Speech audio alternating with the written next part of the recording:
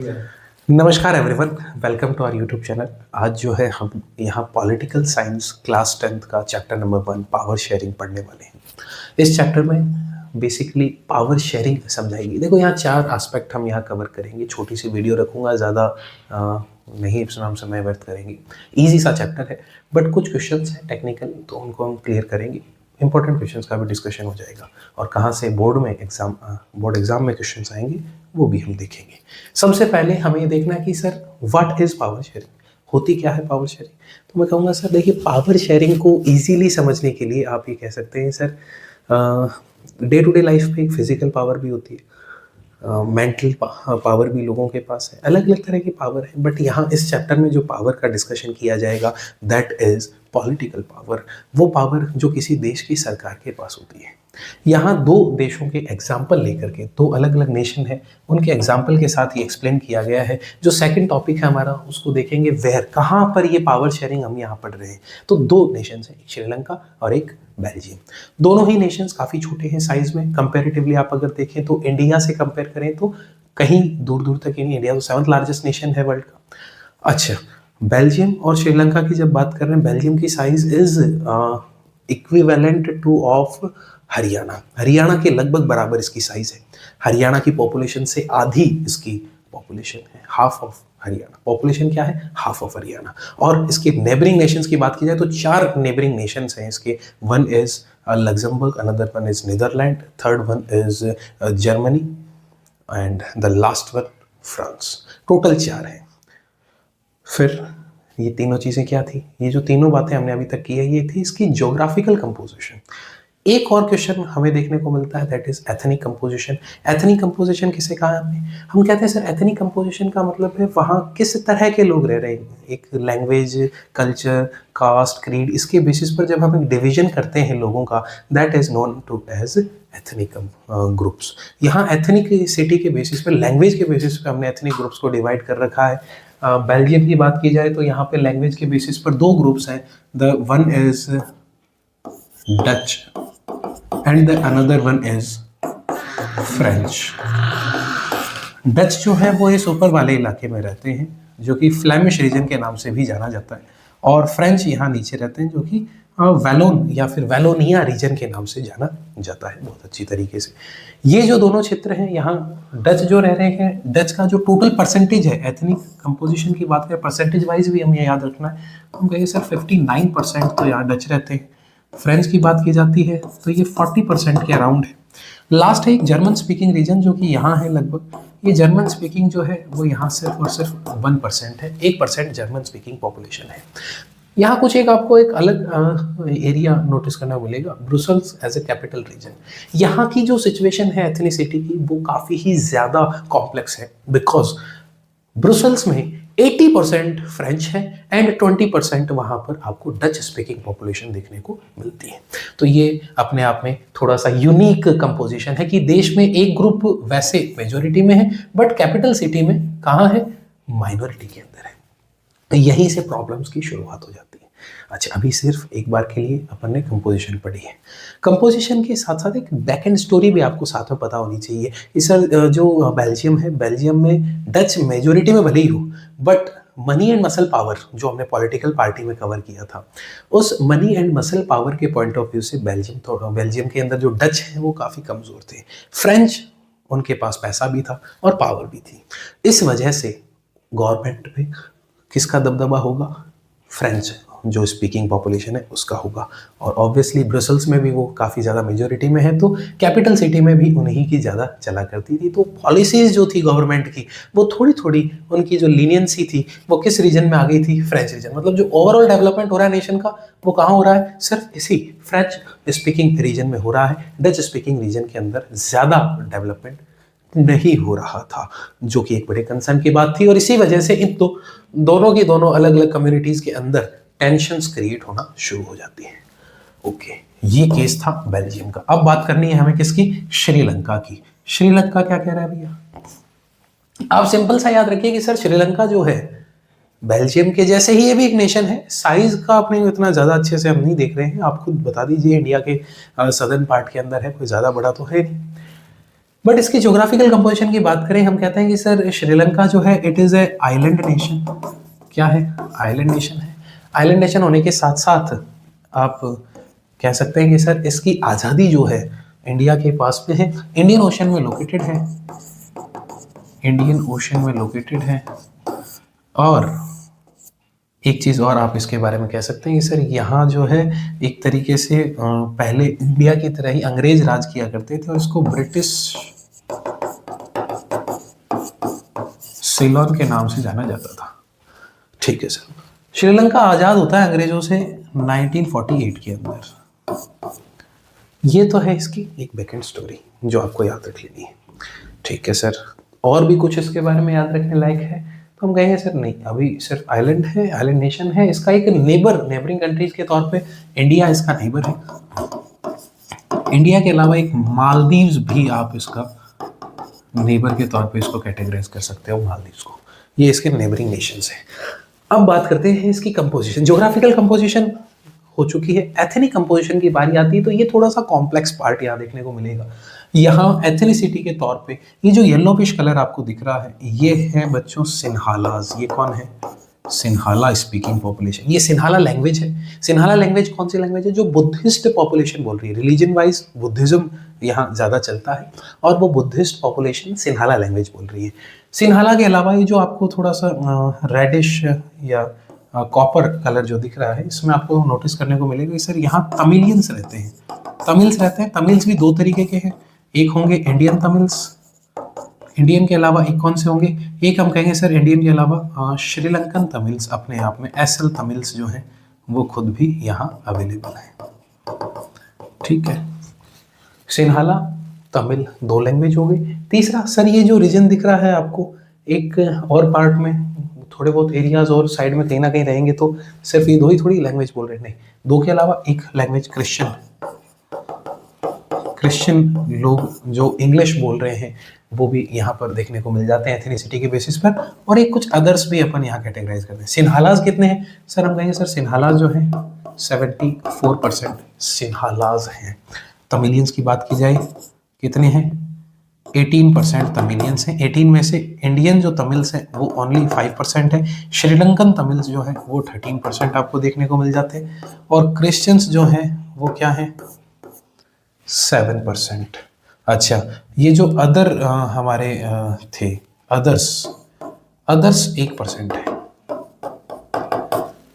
मोटा मोटा आप एक बार के लिए ऑरली देखना चाहें तो सिन्हालाज जो है वो 74% है, तमिलियंस 18% है, क्रिश्चियन 7% और बचा हुआ रेजिडुअल 1% दैट इज अदर। कोई और लैंग्वेज भी तो बोलते होंगे। This is about the ethnic composition. ज़्यादातर क्वेश्चन इसी से आता है तो आप ये अच्छे से याद रखें। फिर आता है अगला पार्ट, नेक्स्ट क्या पढ़ना है हमें? सर एथनिक कंपोजिशन हो चुकी है, बेल्जियम और श्रीलंका को हम समझ चुके हैं। ठीक है, एथनिसिटी समझ में आ गई। यहाँ की प्रॉब्लम ये थी कि फ्रेंच रीजन में डेवलपमेंट हो रहा है। यहाँ क्या प्रॉब्लम होती है? यहाँ भी प्रॉब्लम होती है। यहाँ सिन्हालाज जो है वो मेजोरिटेरियनिज्म करना शुरू कर देते हैं। What is majoritarianism? We will discuss it right now as soon as possible. सबसे पहले जो हमारा काम होगा वो होगा कि सर चैप्टर में आगे क्या है। आगे क्या है? आपने कहा सर व्हाट, क्या पावर शेयरिंग है, समझ ली। वेयर, कौन से एरियाज में पावर शेयरिंग को एग्जांपल के तौर पे हम देखेंगे, हमने देख लिया। अब वाई आ रहा है तो बीच में कुछ नहीं है, बीच में है। जो पावर शेयरिंग की बात की जा रही है, दोनों जगह पावर शेयरिंग नहीं की जाती है। सिर्फ और सिर्फ बेल्जियम में पावर शेयरिंग को किया जाता है, पावर शेयर की जाती है। और इस टॉपिक को हमने नाम दे रखा है sir accommodation in Belgium. Accommodation in Belgium. While Sri Lanka में अकोमोडेशन की बजाय क्या होता है, यहाँ पर जो है मेजोरिटेरियनिज्म पॉलिसीज लगा दी जाती हैं। मेजोरिटेरियनिज्म समझेंगे इन दोनों चीज़ों को। ओके, अकोमोडेशन का मतलब रहने की व्यवस्था करना। मेरे जैसा व्यक्ति कहीं जा रहा है घूमने के लिए और घूमने गया, बैग लगा रखा है कंधों के ऊपर, थकान हो रखी, अचानक से मुझे कहीं रुकना है रात को, तो मैं जो रुकने की व्यवस्था देख रहा हूँ उसे मैं क्या कहूँगा? अकोमोडेशन। रह सके सुख शांति से, दैट इज अकोमोडेशन। तो फ्रेंच और डच कम्युनिटी जो कि टेंशंस के अंदर आ चुकी है 1960s के टाइम पीरियड में, वहां पर अब अकोमोडेशन किया जाएगा, रहने की व्यवस्था की जाएगी। डच और फ्रेंच और जर्मन ये तीनों ही सुख शांति से रह सके, इसकी प्रिपरेशन जो है वो की जाएगी। देखते हैं अकोमोडेशन कब से कब तक होता है। सर अमेंडमेंट होंगे कॉन्स्टिट्यूशन में। बेल्जियम एक ऑलरेडी एक नेशन था, एक देश था, और यहाँ का जो कॉन्स्टिट्यूशन है उसमें 1970 से लेकर के 1993 तक लगभग 4 बार कॉन्स्टिट्यूशन में चेंजेस किए जाते हैं। 4 चेंजेस होते हैं। चारों चेंजेस को फटाफट से अपन काउंट करेंगे। सर पहला चैलेंज क्या होगा? पहले चैलेंज में हम कहेंगे सर यहाँ जो नंबर ऑफ मिनिस्टर है सेंट्रल गवर्नमेंट में, उनको क्या कर दिया गया? इक्वल कर दिया गया। मतलब किसी भी कम्युनिटी का अगर मेंबर ऑफ पार्लियामेंट, वहाँ की जो पार्लियामेंट है उसका मेंबर है, तो डच कम्युनिटी के ज़्यादा हों, फ्रेंच के कम हो, या फ्रेंच के ज़्यादा हों, डच के कम हो, ऐसा कुछ नहीं। सभी कम्युनिटीज़ के मेंबर इक्वल रहेंगे, डच और फ्रेंच के। तो इससे क्या होगा? रैंडमली कोई पर्टिकुलर कम्युनिटी अपने फेवर में डिसीजन नहीं ले पाएगी। ओके, पॉलिटिकल पार्टीज में हमने देखा था कि सर पॉलिटिकल पार्टी मेजोरिटी में होती है और मेजोरिटी अपने फेवर में लॉज बनाने के लिए पॉसिबल प्रयास करती है, एक्ट्स करती है। बट यहाँ जब कोई मेजोरिटी में होगी ही नहीं कम्युनिटी, तो वो अपने लिए फेवरेबल लॉज तो बना ही नहीं सकती। पहली प्रॉब्लम सॉल्व। दूसरा अमेंडमेंट क्या किया जाता है? दूसरा अमेंडमेंट किया जाता है कि सर जो स्टेट गवर्नमेंट है वो फॉर्म की जाती है और स्टेट गवर्नमेंट को कुछ पावर्स दी जाती हैं, कुछ शक्तियां दी जाती हैं कि अब वो सबऑर्डिनेट नहीं रहेगी। एग्जिस्ट पहले भी करती होगी, बट अब एक स्पेशल बात कही गई कि सर जो स्टेट है that shall not be subordinate to central government. Centre के सबऑर्डिनेट में काम नहीं करेगा, मतलब उसके अंडर नहीं है, इंडिपेंडेंट वर्क रहेगा, इंडिपेंडेंट फंक्शंस रहेंगे स्टेट गवर्नमेंट के। 2 अमेंडमेंट्स हो गए। तीसरा क्या होगा? सर तीसरा अमेंडमेंट हम कहेंगे सर यहाँ जो गवर्नमेंट है उसके कुछ नए मॉडल्स इन्होंने लॉन्च किए। नया मॉडल मतलब एक सर कम्युनिटी गवर्नमेंट का आइडिया जो है वो बेल्जियम ने प्रपोज किया। कम्युनिटी, यहाँ 3 कम्युनिटीज थी, जर्मन, डच एंड फ्रेंच। तीनों ही कम्युनिटीज की एक अलग से कम्युनिटी गवर्नमेंट फॉर्म कर दी गई जो कि कम्युनिटी से रिलेटेड अफेयर्स को क्या करेगी? डील करेगी। ठीक है, गॉट इट, ये भी समझ आ गया। चौथा क्या अमेंडमेंट था सर? फोर्थ हम कहेंगे सर यहाँ जो आपकी एक special government, special place Brussels के लिए बनाई गई। जो कैपिटल है, कैपिटल सिटी के अंदर 80% फ्रेंच थे, 20% डच थे। तो ये जो कॉम्प्लेक्सिटी थी इससे कोप अप करने के लिए कैपिटल के अंदर एक अलग गवर्नमेंट सेटअप कर दी गई। यहाँ भी नंबर ऑफ मिनिस्टर्स को क्या रखा गया? इक्वल रखा गया, ताकि सबका भला होता रहे। That's all about the accommodation in Belgium. ये 4 बातें हम याद रख लेंगे तो हमारा काम जो है वो चल जाएगा। फिर बात आती है नेक्स्ट श्रीलंका की। श्रीलंका में मेजोरिटेरियनिज्म होती है। ये मेजोरिटेरियनिज्म क्या है? सर हम कहेंगे मेजोरिटेरियनिज्म जो है, मेजोरिटेरियनिज्म अपने आप में एक एक्ट है जो मेजोरिटी कम्युनिटी करती है। जब आप किसी मेजोरिटी कम्युनिटी में होते हैं, at that point of time आपके पास क्या होता है? आपके पास में एक मौका होता है कि आप माइनॉरिटी को ऑप्रेस कर दें। जब मेजोरिटी कम्युनिटी माइनॉरिटी के राइट्स को भुला करके अपनी मनमानी करने लग जाए, बस इसी को हमने क्या कहा है? मेजोरिटेरियनिज्म। और ये कहाँ हो रहा था? श्रीलंका में हो रहा था।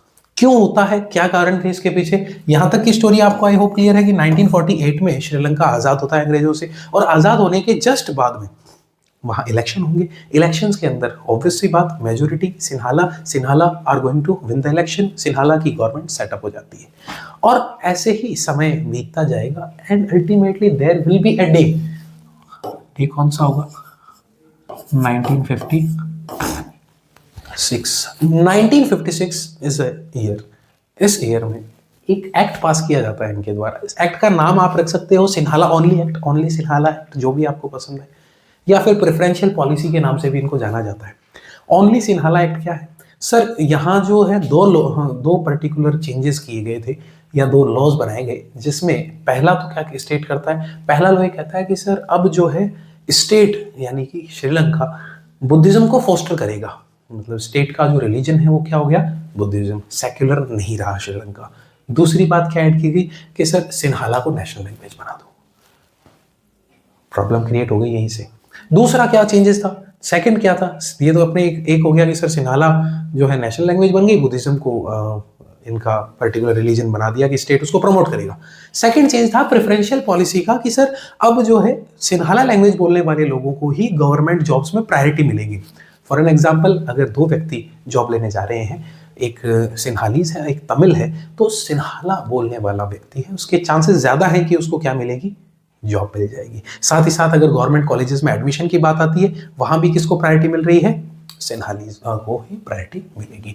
तो ये सारी सिचुएशन से जो है वहां के तमिलियंस काफी ज्यादा नाराज हो जाते हैं। इतने नाराज हो जाते हैं कि वो एक सेपरेट तमिल इलम की डिमांड कर रहे हैं। तमिल इलम बोले तो इलम मतलब स्टेट होता है तमिल लैंग्वेज में, कि वो हमारा एक अलग स्टेट बना दीजिए, लग भी अलग रहा है तो हमारे एक अलग ही नेशन बना दो, हम ऐसे ही खुश हैं। आप अगर परेशान हो रहे हैं, हमें राइट्स नहीं दे सकते तो। इसी टेंशन्स के बीच में इनमें लड़ाइयाँ झगड़े बढ़ते जाते हैं। ये जो सॉफ्ट, जो एक तरीके से बातचीत का जो झगड़ा था, ये बढ़ता जाता है। Over the period of time एक सिविल वॉर शुरू हो जाता है बच्चों।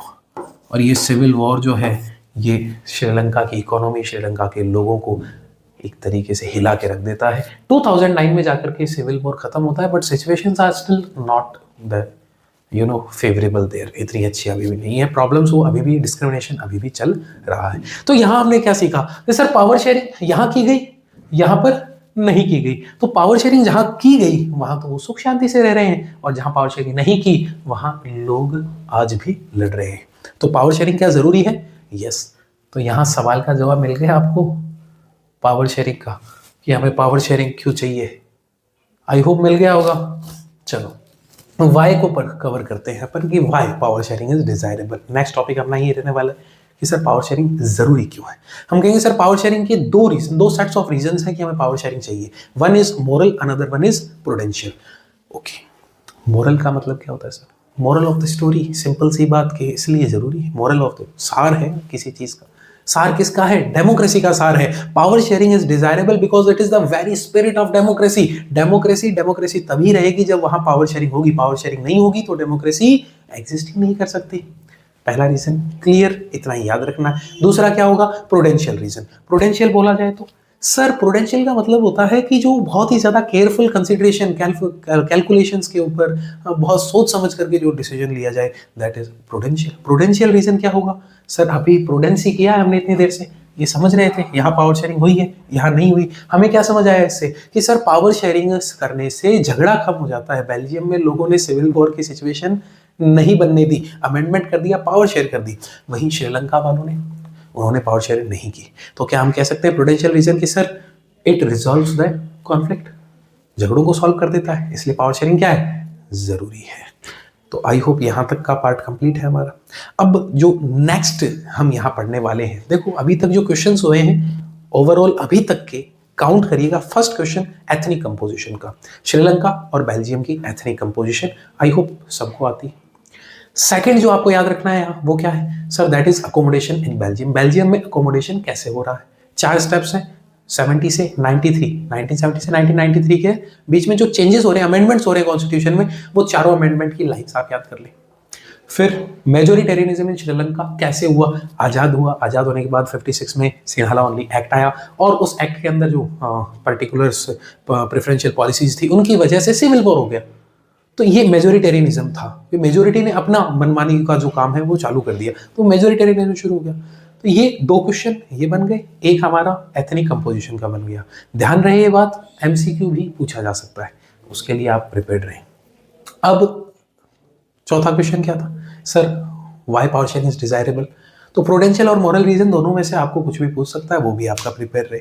इसके अलावा यहाँ पर कोई इंपॉर्टेंट क्वेश्चन नहीं है, ये याद किया, आगे चलिए प्री बोर्ड में दबा के नंबर आएंगे। नेक्स्ट बात करनी है हमें सर की लास्ट वाला टॉपिक है हाउ। हाउ मतलब आखिर कैसे पावर शेयरिंग की जा रही है, कितनी तरीके से पावर शेयरिंग की जा रही है। हम कहते हैं सर पावर शेयरिंग जो है इसकी कुछ फॉर्म्स हैं, 4 तरीके से पावर शेयरिंग जो है हमें देखने को मिलती है मार्केट में। 4 कौन कौन सी फॉर्म्स है सर? पहली फॉर्म ऑफ पावर शेयरिंग है that is vertical power sharing, another one is horizontal, then there is among different social group, and after it we will read about among different pressure groups और political parties। तो ये 4 forms हैं, एक एक करके पढ़ते हैं। सबसे पहली vertical form of power sharing. Vertical क्या होता है sir? among different levels of government। Simple सी बात है, यहाँ से क्वेश्चन बन जाता है कि differentiate between horizontal and vertical form of power sharing. तो ये भी अच्छा सवाल है, तैयार करेंगे हम इसे। देखो, वर्टिकल पावर शेयरिंग का मतलब एक सेंटर पे गवर्नमेंट थी, गवर्नमेंट ने पावर अपनी सबॉर्डिनेट लेवल को दी और सबॉर्डिनेट ने अभी अपने नीचे जो है कोई एक जो अनदर लेवल है उसको पावर दे दी। तो जब किसी लेवल वाइज आप पावर शेयर कर रहे हैं तो ये क्या एक वर्टिकल लाइन के थ्रू हो रही है शेयर? यस। इनमें एक बात आप ध्यान रखेंगे कि सर इक्वल पावर शेयर नहीं होती, अनइक्वल हो सकती है। यहाँ पर पावर सेम नहीं, ज़्यादा पावरफुल हमेशा जनरली क्या देखने को मिलता है? सेंटर ही मिलता है। बाकी हम इसके अंदर सेकंड चैप्टर में कवर करेंगे फेडरलिज्म में कि अगर आपका सेंटर ज़्यादा पावरफुल है तो वो कौन सा वहाँ की डेमोक्रेसी है, और अगर स्टेट पावरफुल है तो क्या होता है? होल्डिंग टुगेदर, कमिंग टुगेदर, वहाँ पर उसको कवर कर लेंगे। बट जनरली आप क्या कहेंगे कि सर सेंटर से स्टेट के अंदर जो अनइक्वली पावर शेयर की जाती है। फिर आता है सेकंड पॉइंट। अच्छा, यहाँ एग्जांपल आपको ध्यान रखना है कि sir centre, state and local government, ये this is vertical form of power sharing. Now another one, second point कि सर दूसरा कौन सा फॉर्म है? दूसरे फॉर्म में आप कहेंगे sir among different organs of the government. एक सरकार के तीन अलग अलग हिस्से, one is executive, another one is legislature and the final one is judiciary. ये तीनों ऑर्गन्स एक ही लेवल पर है, इक्वल पावर है, सबके पास स्पेसिफिक पावर है अपनी, और कोई एक दूसरे को इंटरफेयर नहीं कर रहा, सब अपना इंडिपेंडेंट काम कर रहे हैं। That is horizontal form of power sharing. India के एग्जांपल से आपको मैं समझा चुका हूं। 2 पॉइंट क्लियर हो गए। तीसरी फॉर्म ऑफ पावर शेयरिंग हमारे जो आती है that is among different social groups. Social group की बात की जाए तो सर सोशल ग्रुप क्या है? एग्जांपल ले लो फटाफट से बेल्जियम का। बेल्जियम में कम्युनिटी गवर्नमेंट बनाई गई और वो कम्युनिटी गवर्नमेंट जो है वो कम्युनिटी गवर्नमेंट पर्टिकुलर कम्युनिटी के लिए फैसले ले रही थी। For an example Dutch, German and French, इन तीनों के लिए ही जो गवर्नमेंट थी वो पर्टिकुलर लैंग्वेज बोलने वाले लोगों के कल्चर, हेरिटेज या फिर कम्युनिटी रिलेटेड जो डिसीजन है वो ले रही थी। तो इससे काम आसान हो जाता है। ठीक है, पावर शेयर होगी लोगों के बीच में। नेक्स्ट हम चलते हैं fourth one, that is pressure group and political parties. देखो यहाँ ये थोड़ा सा कॉम्प्लेक्स रहता है बच्चों के लिए, sir what is pressure group here, political party में कहाँ से पावर शेयर हो रही है। आपको कंफ्यूज नहीं होना, सिंपल सी 2 लाइन यहाँ याद कर लो। सर प्रेशर ग्रुप का मतलब है एक ऑर्गेनाइजेशन है जो गवर्नमेंट पे प्रेशर क्रिएट कर रही है कि आप ये पर्टिकुलर जो है लॉ बना दीजिए, दैट इज प्रेशर ग्रुप। ये काफ़ी तरह के प्रेशर ग्रुप्स अवेलेबल हैं मार्केट के अंदर हमारे लिए। अच्छा, पॉलिटिकल पार्टीज में पावर शेयरिंग की बात की जाए तो आपको पता हो पॉलिटिकल पार्टीज के 2 मेजर आप उसको कैटेगराइज कर सकते हो कि एक होती है सर रूलिंग पार्टी, एक होती है ऑपोजिशन पार्टी। जो रूलिंग पार्टी होगी, रूलिंग पार्टी के पास ऑब्वियसली गवर्नमेंट की पावर है, जो पॉलिटिकल पावर है जिसकी शेयर करने की बात हम कर रहे हैं, वो तो सबसे पहला काम हो गया। फिर रूलिंग ऑपोजिशन पार्टी के पास क्या पावर होगी? सर ऑपोजिशन पार्टी के पास भी कुछ पावर्स होती है। ऑपोजिशन जो है वो सेकेंड जो पार्टी रनर अप होती है, वो runner up party with any other residuary party मिल करके ऑपोजिशन बनाती है और वो सरकार को सही या गलत की पहचान करवाती है कि उसके पास भी क्या है? पावर है। That is all about this chapter. Total number of questions 5 या 6 से ज्यादा नहीं है। पैनिक नहीं होना है, सिंपल डेटाज और फैक्ट्स आप याद करें। सॉरी, डेटाज नहीं, डेटा एंड फैक्ट्स आप यहाँ पर याद करें। स्पेसिफिकली बात ध्यान रखना कि सर कंपोजिशन और फॉर्म्स ऑफ पावर शेयरिंग ये बहुत ही ज्यादा इंपॉर्टेंट है। Ethnic composition and forms of power sharing. अच्छा, horizontal and vertical power sharing के बीच में जो डिफरेंस है वो भी एक बार के लिए आप देख लीजिएगा। आई होप आपको लेक्चर जो है ये समझ आया होगा। रिविजन जो है इसमें अगर आपको कुछ पर्टिकुलर टॉपिक अच्छे से और समझना है, क्योंकि ये क्विक रिवीजन था, क्वेश्चन आंसर का डिस्कशन था for the pre boards. So I hope आप कमेंट सेक्शन में मुझे जो भी सजेशंस हैं वो प्रोवाइड कर पाएंगे and I will make the videos more better. That's all. Have a nice day. नमस्कार।